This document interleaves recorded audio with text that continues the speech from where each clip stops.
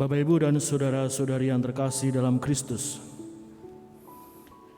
mungkin hampir dari setiap kita yang hadir di sini, duduk di sini, apalagi yang biasanya adalah cowok-cowok, tidak mungkin tidak pernah yang namanya mendapatkan bekas tangan dari ayah. Ketika zaman kecil mungkin ada juga yang bapaknya itu kerasnya minta ampun, tetapi mungkin juga ada bapaknya itu yang gak pernah main tangan, tetapi ibunya yang main tangan. Ibu itu kalau nyubit, kalau bapak itu tamparannya itu 5 jari. Tapi kalau ibu cuma 2, tapi kecilnya itu yang bikin sakitnya bisa 2 hari gak sembuh-sembuh. Mungkin ketika saya pun sebagai anak sulung, anak pertama, yang namanya merasakan tendangan, yang namanya merasakan ditarik dari kali karena ketahuan mancing, kemudian hal-hal yang membuat saya ketika membayangkannya kembali itu seperti, wah, dulu saya seperti itu. Tapi ketika saya pulang dan saya ceritakan ulang, bapak membantah. Nah, biasanya ayah itu seperti itu. Ketika dia merasa salah, biasanya langsung, oh enggak, itu kan cuma cara bapak mendidik kamu. Awalnya saya merasa bahwa ketika kecil mungkin saya akan merasa dibenci. Kok bapak sepertinya enggak sayang pada saya? Saya melakukan kesalahan sedikit saja, kenapa saya malah justru disakiti seperti ini? Ketika saya lupa untuk belajar dan mendengarkan radio, radionya dibanting, saya dipukul, dan kemudian saya ditendang supaya belajar. Awalnya saya membenci tindakan yang dilakukan oleh bapak saya. Tetapi ternyata ketika saya sudah mulai dewasa, kemudian saya mulai menyadari, oh, jangan-jangan ini yang menjadi didikan dari ayah saya dulu. Coba dulu saya ketika mendengarkan, harusnya belajar tapi justru mendengarkan radio. Mungkin sekarang saya tidak berdiri di sini, mungkin. Tetapi justru itulah yang seringkali terjadi dalam diri kita. Seringkali yang kita ingat adalah apa yang membuat kita sakit, apa yang membuat kita menderita. Dan ketika kita mengalaminya, kita merasakan adanya kebencian. Karena apa? Karena kita tidak tahu maksud sebenarnya.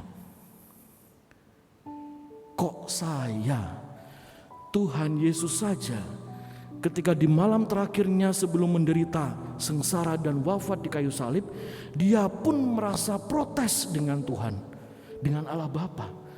Bapa, jikalau mungkin cawan ini berlalu, kenapa aku yang harus menerima piala ini? Tetapi jika ini adalah kehendak-Mu, oke, saya terima.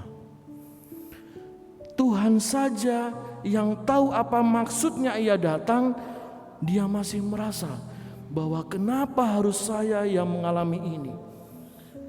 Dan mungkin banyak dari kita yang juga bertanya-tanya, mengapa saya sudah berusaha menjadi anak yang baik, tetapi tamparan dari ayah itu masih ada.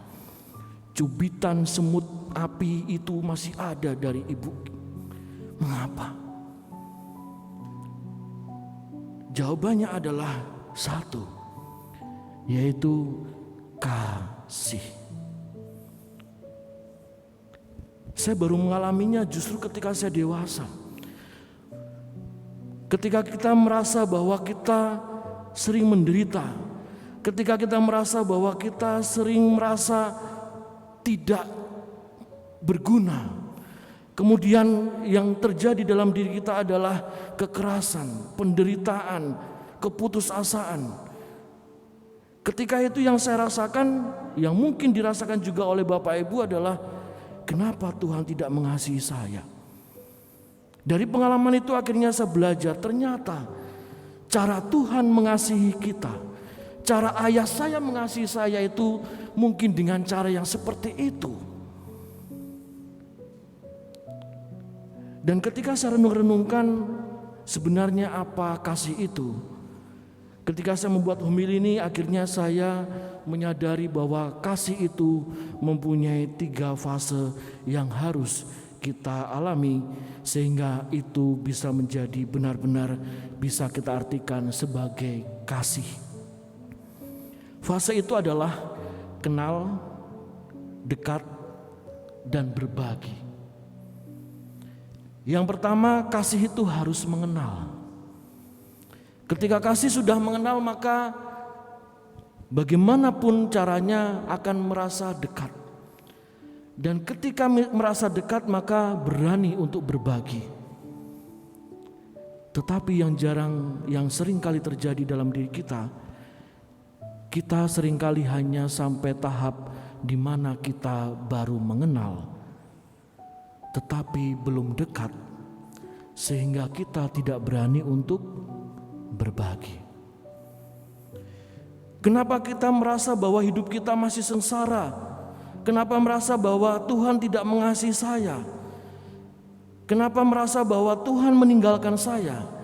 Karena jangan-jangan kita baru kenal, atau mungkin kita belum mengenal Tuhan, tapi seolah-olah kita merasa bahwa kita anaknya. Bayangkan ketika saya, anggap saja di sini siapa yang saya kenal, rupanya Pak Teguh. Pak Teguh belum kenal saya juga belum kenal Pak Teguh. Tiba-tiba saya bilang, Pak minta duitnya buat uang saku. Ya dimarahin, kamu tuh siapa? Sama, ketika kita belum bisa mengenal Tuhan, maka jangan harap kita bisa meminta kepadanya apa yang perlu dalam diri kita. Karena sebenarnya yang sangat kita butuhkan adalah bagaimana Tuhan berkarya. Dan itu yang harus kita kenal. Dan dari semuanya itu ternyata bagaimana caranya supaya kita bisa belajar akan kasih, akan 3 fase itu. Yaitu ketika 3 fase itu ditambahkan 1 kata yang bagi saya 1 kata ini simpel, tetapi mungkin sangat sulit untuk kita lakukan. 1 kata itu adalah kata saling. Kasih itu adalah ketika kita bisa saling mengenal. Kasih itu adalah ketika kita bisa saling berdekatan. Dan akhirnya ketika 2 fase kita lewati, fase yang terakhir adalah kasih itu harus bisa sampai saling berbagi. Oleh karenanya sangat menarik ketika dalam Injil tadi dikatakan Tuhan tidak mengatakan bahwa aku menyebutmu hamba, tetapi aku menyebutmu sahabat. Ada yang menarik dari sini. Kenapa Tuhan mengatakan aku menyebutmu sahabat bukan hamba? Karena Tuhan sudah sampai fase di mana Dia sudah menggunakan kata saling itu dalam hidupnya.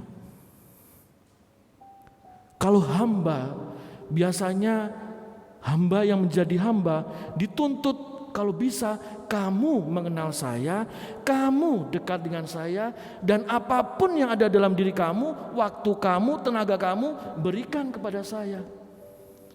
Tetapi ketika sahabat itu biasanya lebih kepada ya saling. Ketika saya mempunyai masalah, ketika kamu mempunyai masalah, ayo kita saling berbagi, bercerita. Oleh karenanya hari ini kita diingatkan bahwa ternyata menyebarkan dan menjadi duta kasih itu suatu tugas yang berat. Tetapi tugas itu tidak mungkin tidak bisa kita lakukan ketika kita selalu bergantung pada Tuhan. Dan akhirnya bagaimana secara konkret kita membagikan kasih dan menjadi duta kasih itu, yaitu adalah ketika kita secara pribadi mengikhtiarkan diri kita bahwa saya adalah kasih itu sendiri. Kasih yang berani untuk dibagi-bagi, kasih yang berani untuk dijumpai. Jangan sampai kita menjadi pribadi yang menakutkan bagi orang lain, bahkan dari gerbang sana ke gerbang sana sudah tidak mau melihat. Itu menjadi pertanyaan bagi kita.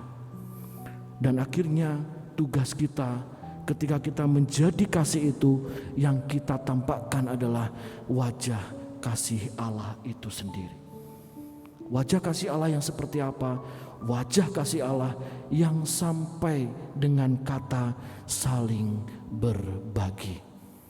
Sehingga yang bisa kita bawa pulang dari perayaan Ekaristi dan juga dari pembelajaran Injil hari ini adalah ketika kita bisa saling berbagi. Dan itulah kasih yang diajarkan oleh Tuhan sendiri. Tuhan memberkati kita.